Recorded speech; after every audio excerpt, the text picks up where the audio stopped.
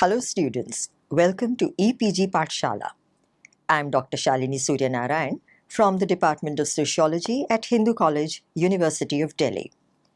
Today we are going to discuss about a module, Ivan Illich, from the paper Education and Society. So students, let us see what we are going to learn in this module. This module seeks to elucidate an important viewpoint on education that radically challenges the structure of the modern educational system. Let's take a look at the biographical sketch of Ivan Illich. Austrian philosopher Ivan Illich was born in Vienna on 4th September 1926. His father was Croatian and a Catholic, hailing from an aristocratic family. His mother was Jewish. Due to his variegated ancestry, Illich has Italian, Spanish, French, and German as his native languages. He majored in chemistry at the University of Florence in Italy. He then studied theology and philosophy at the Pontifical Gregorian University in Rome from 1942 to 1946 and medieval history at Salzburg. Illich graduated from the University of Salzburg with a PhD in history. His doctoral dissertation was on the well-known historian Arnold Toynbee. He prepared for his priesthood at the Gregorian University in Rome and was ordained in 1951. Illich became a Roman Catholic priest and was priest at a parish in one of New York's poorest neighborhoods, Washington Heights. In 1956, at the young age of 30, Illich was appointed vice rector of the Catholic University of Puerto Rico. Being a part of the religious order gave Illich the opportunity to observe closely its organization and functioning. He started developing critical opinion on the church and its decrees. In the north of Manhattan, which was then home to impoverished immigrants from Puerto Rico. It was during his tenure at Puerto Rico that Illich started expressing criticism of the Vatican's assertions on social issues such as birth control. It was also at the Catholic University of Puerto Rico that Illich met education theorist Everett Reimer, who was a proponent of deschooling and had authored several books on educational policy. A well-known work by Reimer is School is Dead: Alternatives in Education.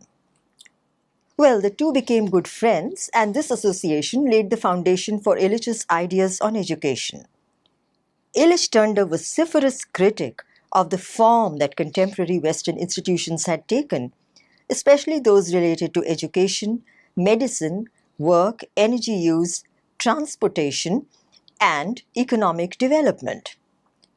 In 1961, Illich founded the Centro Intercultural de Documentación, or the CIDOC, which was the Intercultural Documentation Center at Cuernavaca in Mexico, which was ostensibly a research center offering language courses to missionaries from North America and volunteers of the Alliance for Progress program, initiated by the American President John F. Kennedy.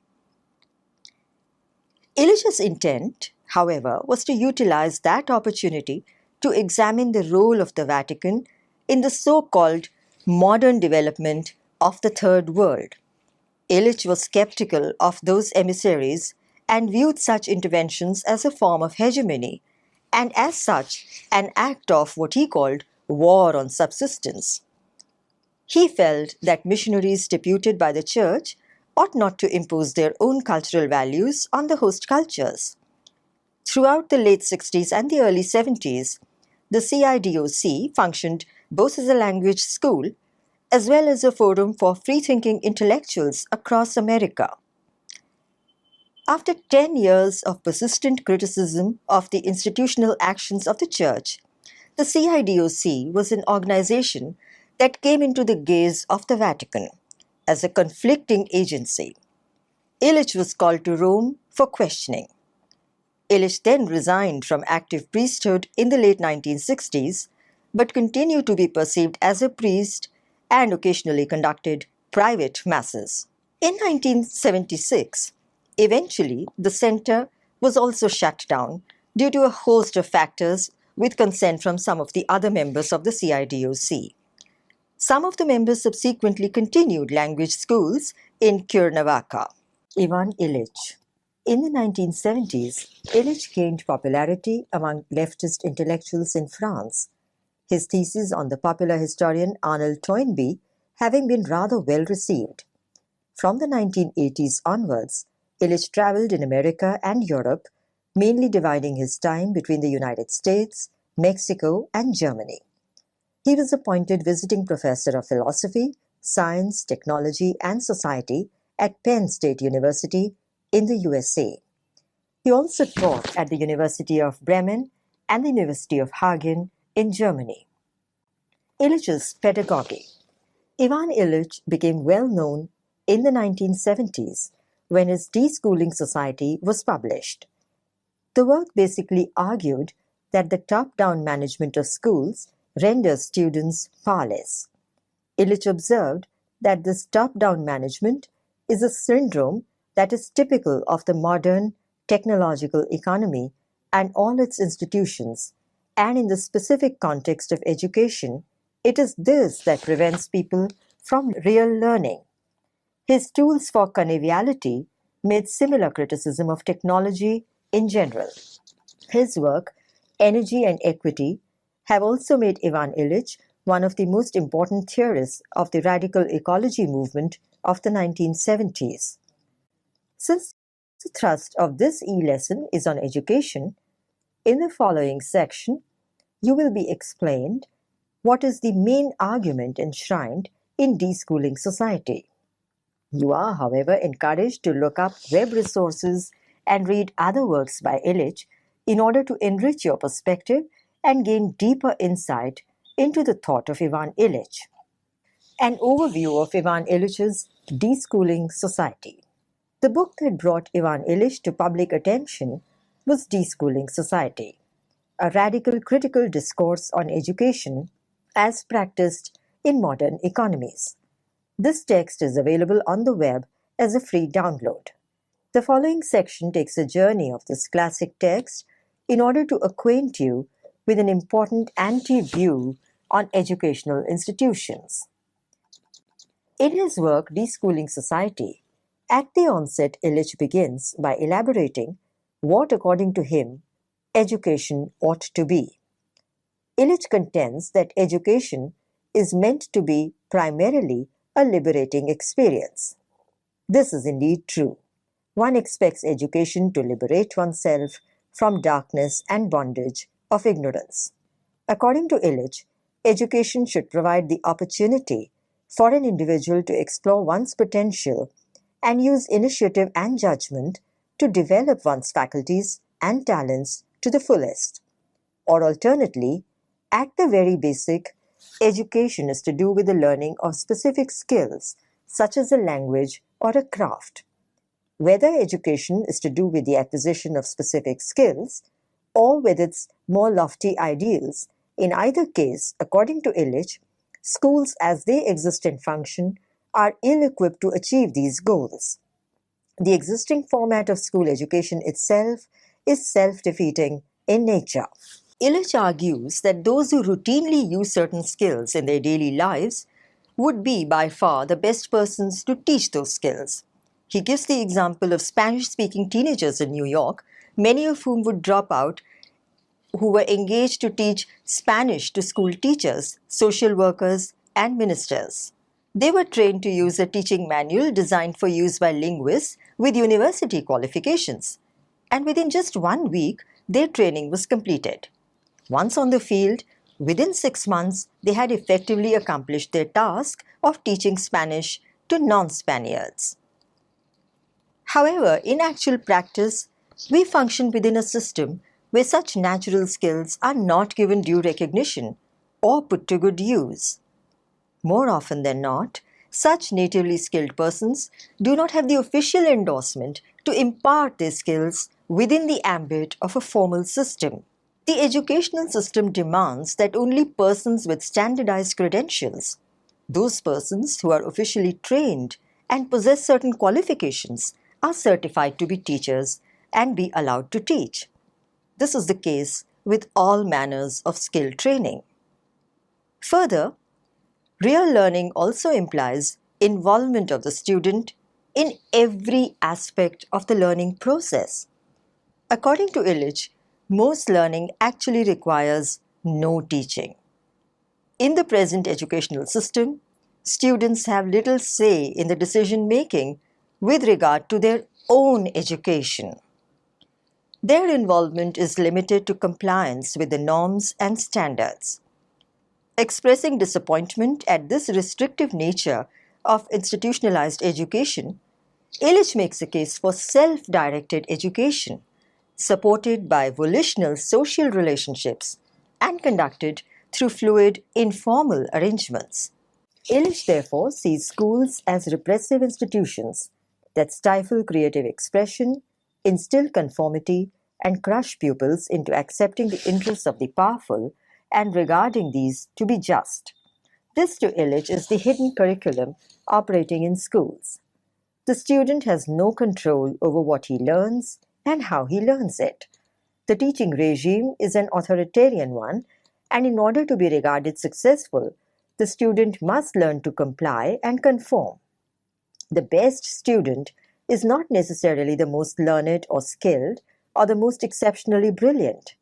The best student is one who can perform best within the system. Those who excel at conforming are selected for the next level and are suitably rewarded. Illich feels that more than imparting skills and competence, schools teach and reinforce a worldview that equates teaching with learning, grade advancement with education, and a diploma with competence. Since the school is the agency that grants the seal of credentials that have acceptance in the labor market, it carries with it an immense coercive power to exact conformity. Graduating from such schools, students as citizens continue to use the same yardstick through their life in all walks of their lives. Illich has a rather pessimistic assertion, which I quote, "Universal education through schooling is not feasible. It would be no more feasible if it were attempted by means of alternative institutions built on the style of present schools. Neither new attitudes of teachers towards their pupils, nor the proliferation of educational hardware or software, nor finally the attempt to expand the pedagogue's responsibility until it engulfs his pupils' lifetimes will deliver universal education. The current search for new educational funnels must be reversed into the search for the institutional inverse, educational webs, which heighten the opportunity for each one to transform each moment of his living into one of learning, sharing, and caring. We hope to contribute concepts needed by those who conduct such counterfoil research on education, and also to those who seek alternatives to other established service industries." Unquote. The above passage has been quoted as in a sense it carries the crux of Illich's argument on schooling. The last sentence makes clear what the title suggests, that the institutionalization of education gives impetus to the institutionalization of society, a condition that Illich strongly abhors. To surmount the problem of an over-institutionalized society, Illich feels the base has to be dismantled. The bottom line for him, thus, is the deinstitutionalizing of education for a deinstitutionalized society. Illich thus views the educational system as the basis of the problem with modern industrial society. Schools, as the primary agency of socialization, become the first and most crucial stage in nurturing what he calls mindless, conforming, and easily manipulated citizens. In schools, pupils are taught to conform, and that conformity is rewarded. Individuality and originality are not given due respect. You may have observed, for instance, in your own career as a student, that most institutions have standardized syllabi and examination patterns. Certain texts have to be consulted and answers have to be written according to preset norms. Attendance and other behavior regulations have also to be complied with. While these are necessary for the survival of the institution and to maintain order in society, no one can deny that such strictures tend to curb innovativeness and do stifle creativity. As an individual, a student learns deference to authority, gets lulled into regarding a certain amount of alienation as a natural state of being, and learns to consume and value the services of the institution, and thereby to forget how to think for oneself. There is commodification of education. Education in the prescribed format is socially rewarded and hence becomes a coveted object of consumption to be devoured in ever-increasing quantities. For Illich, these lessons at school prepare the individual for his role as a mindless consumer to whom the passive consumption of goods and services of industrial society becomes an end in itself. Illich is also scathing in his attack of the role of advertising. Advertisements lure the consumer and give impetus to the ideology of accumulation. Responding to advertisements and the directives of those in power, people expend their resources that include time, money, and energy in obtaining these much touted objects of desire, the products of industry. It must be noted that when Illich talks of commodities, he means both goods and services, including the services of professionals such as doctors, lawyers, and even social workers. Indeed, Illich is skeptical of all of these people.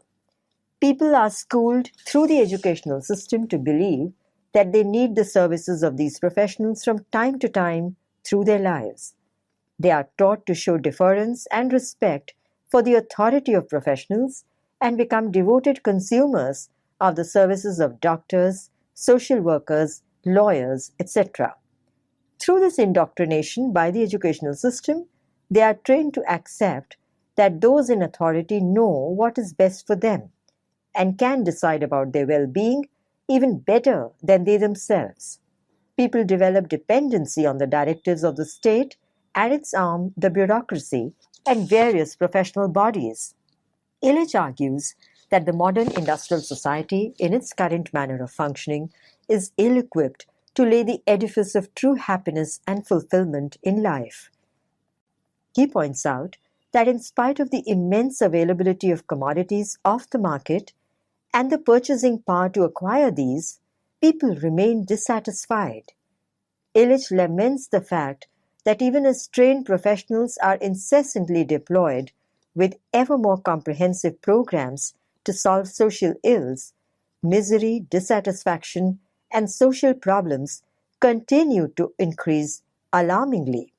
The consumer-driven society has only one stock solution for all that ails it: the consumption of more and more goods and services. The following passages quoted from Deschooling Society will give you another sense of what Illich is trying to say and help bring out the rationale of Illich's argument to make you perceive of Illich's ideas with more empathy. I quote, "If we do not challenge the assumption that valuable knowledge is a commodity which under certain circumstances may be forced into the consumer, society will be increasingly dominated by sinister pseudo-schools and totalitarian managers of information. Pedagogical therapists will drug their pupils more in order to teach them better, and students will drug themselves more to gain relief from the pressures of teachers and the race for certificates. Increasingly larger numbers of bureaucrats will presume to pose as teachers. The language of the schoolmen has already been co-opted by the adman. Now the general and the policeman try to dignify their professions by masquerading as educators. In a schooled society, war-making and civil repression find an educational rationale. Pedagogical warfare, in the style of Vietnam, will be increasingly justified as the only way of teaching people the superior value of unending progress.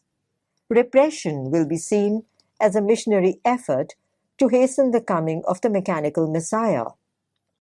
More and more countries will resort to the pedagogical torture already implemented in Brazil and Greece.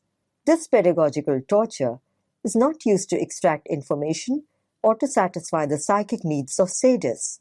It relies on random terror to break the integrity of an entire population and make it plastic material for the teachings invented by technocrats.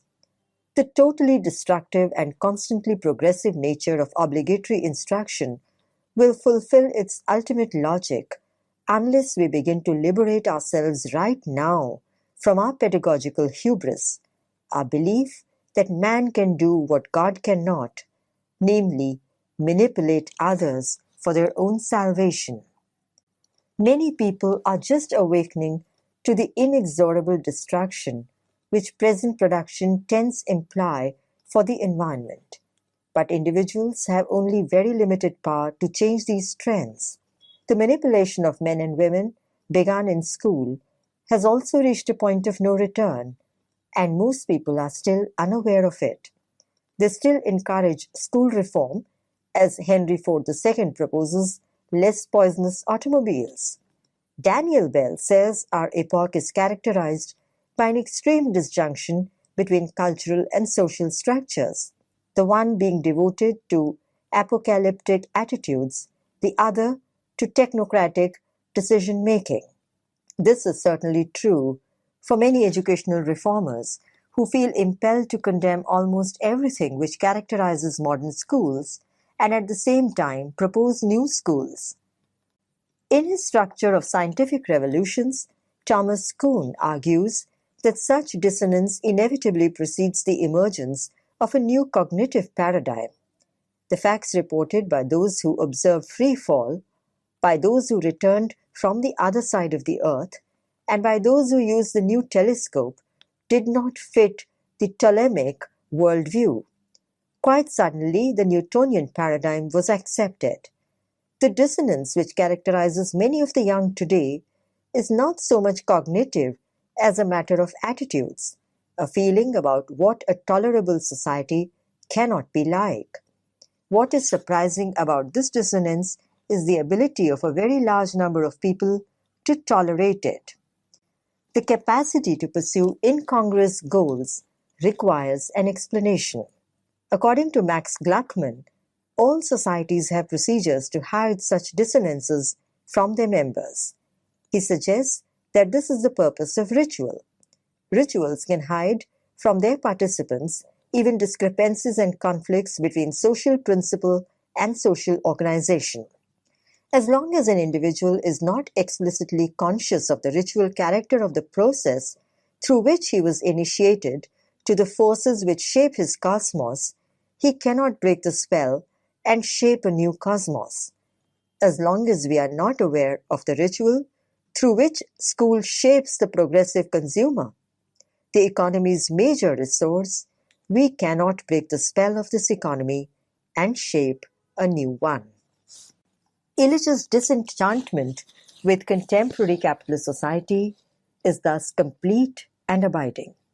Like Marx, Illich also links the hegemony of the schools to the demands and requirements of the economic system. He is unequivocal in his contempt for and condemnation of the consumer-driven society. Though he does not overtly employ categories such as superstructure and infrastructure, the domain of ritual for Illich, also as in Marx's thinking, plays the same opiate-like role, taking away from the dissonance between how things are and what they should have been like. However, unlike Karl Marx, Ivan Illich does not relate the exploitative character of the modern economic system to the internal structure of the capitalist regime. His training in theology leads him to conceive of this as the result of the hubris of man, born out of the success attained in the realm of technology, a hedonistic elation at such manifest conquests of nature by technology that make man feel that he has gained control over nature. For Illich, it is this very hubris, the extreme pride or self-confidence, that makes man scoff nature and verily the gods themselves, a hubris that must inevitably lead to nemesis itself. This is what fundamentally distinguishes Illich from Marx. There is a certain cynicism in the thought of Illich, bred out of his own disillusioning experiences with institutions. This disdain for institutions that is visible through much of Illich's writing is completely different from Marx's naive optimism. Marx's belief in the doctrines of the Enlightenment gave a basis for the idea of progress from one social order to a better one, in spite of the struggle and conflict that such processes go through each stage would entail. Being close to institutional religion has perhaps taken away from Illich this innate faith in the goodness of human nature that Marx had. He also differs from Marx in the place accorded to the educational system in the larger social structure. For Marx, it is the economy that constitutes the base of the social order. For Illich, it is education that constitutes the base of society, and it is that which needs to be overhauled in order to effect significant changes in economy and society. Viewed that way, Illich's argument can be considered inverse of the one put forth by Marx. Illich's contention is that schools reproduce society, and therefore lie at the very base of all social institutions and are the root of all social ills. Eradication of schools would therefore be the logical first step in eliminating the general malaise that exists in society. Illich's suggestion for the abolition of schooling altogether is the result of this belief in the primacy of the educational institution, and at the same time his estrangement with it, and hence cannot translate itself into a practical agenda for action, even though Illich does come up with solutions for the problems that plague modern education. Now, what is the solution? The solution, according to Illich, is as follows. Through all the disillusionment, Illich does propose his solution for the problem of modern education. His solution is misleadingly simple, yet a radical one. The answer for Illich lies in the abolition of schools and the educational system as it exists. Hence the title, Deschooling Society. As the school is the foundational institution, deschooling is the first logical step towards reform. I quote Illich, "Deschooling is therefore at the root of any movement for human liberation." Illich suggests the use of what he calls skill exchanges and learning webs to replace the conventional school. In the former, an instructor teaches a skill he has to others who are seeking it. For instance, a Spanish-speaking person can teach Spanish to all those who need to learn. Now, according to Illich, skill teaching is a matter of repeating drills over and over and over. Illich recognizes that acquiring a skill need not always be an invigorating experience. In fact, it is all the more dreary for those pupils who need it the most. Further, Illich recognizes the need for some form of certification or credit system, but is unable to provide a sustainable alternative. The other mechanism suggested by Illich is the more comprehensive method of creation of learning webs. This is the educational method of choice for Illich. Learning webs create a network of teaching and learning among like-minded people and shall proceed on the basis of creative and exploratory learning through their own initiative. Illich has elucidated how these webs may be constituted. Through reference services to educational objects, which facilitate access to things or processes used for formal learning. Some of these things can be reserved for this purpose, stored in libraries, rental agencies, laboratories, and showrooms like museums and theaters. Others can be in daily use in factories, airports, or on farms, but made available to students as apprentices on and on-off hours. Skill exchanges, wherein people are enabled to list their skills, the conditions under which they are willing to serve as models for others who want to learn these skills, and the addresses at which they can be reached. Peer matching, a communications network which permits persons to describe the learning activity in which they wish to engage in the hope of finding a partner for the inquiry. And reference services to educators at large, who can be listed in a directory, giving the addresses and self-descriptions of professionals paraprofessionals and freelancers, along with conditions of access to their services. Illich also advocates the use of technology, computers included, for the purpose of learning webs. According to Illich, a user could identify himself by name and address and describe the activity for which he sought a peer. A computer would send him back the names and addresses of all those who had entered the same description. He feels that this is a simple utility that can be used on a broad scale for the publicly valued activity of learning. Illich has concluded that deschooling will destroy the reproductive organs of a consumer society and lead to the creation of a social order where an individual can be truly liberated and fulfilled. Deschooling Society and Evaluation. The work Deschooling Society is not only a critique, it also contains alternative suggestions for restructuring the mode of teaching and learning throughout society. Through this book, Deschooling Society, Illich has made a rather compelling argument for the abolition of schools. Tempting though that may appear, the solutions suggested by Illich clearly border the utopian. His solution is not so simple as it looks. It is naive and simplistic. Similar suggestions have been put forth in the context of other social institutions like the family and the state. However, whether one subscribes to the functionalist viewpoint or not, one has to willy-nilly acknowledge the need for some basic institutions in society, which have therefore collectively been referred to as prerequisites. If schools were to be done away with, whatever alternative form would take over the function of schools would also in time undoubtedly acquire a labyrinthic institutional structure and may even defeat the very purpose for which it was created. It has been observed, for instance, in the case of charismatic authority, that the routinization of charisma leads to the creation of organizational structures which override the very heart and soul of the entity. Illich's criticism of the church itself is an illustration of the overpowering presence of the institutional aspect of charisma. Free-flowing educational webs, such as those Illich suggests, if have to last beyond a generation and continue to sustain themselves, need necessarily to develop self-perpetuating institutional structures. Hence, doing away with schools would inevitably lead to their replacement with other structures, with a plethora of possible latent and unintended consequences that are likely to ensue, not all of which may be useful or functional. The nitty-gritty of the alternative system suggested by Illich is also problematic. According to Illich, the operation of a peer matching network would be simple, and one cannot fault that logic.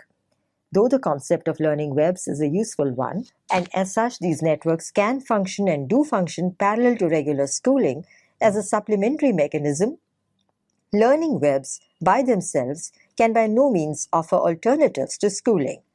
There has to be some system of standardization and ratification of the output of education. It is also quite curious that Illich calls for the use of advanced technology to support learning webs, given his well-documented mistrust of technology.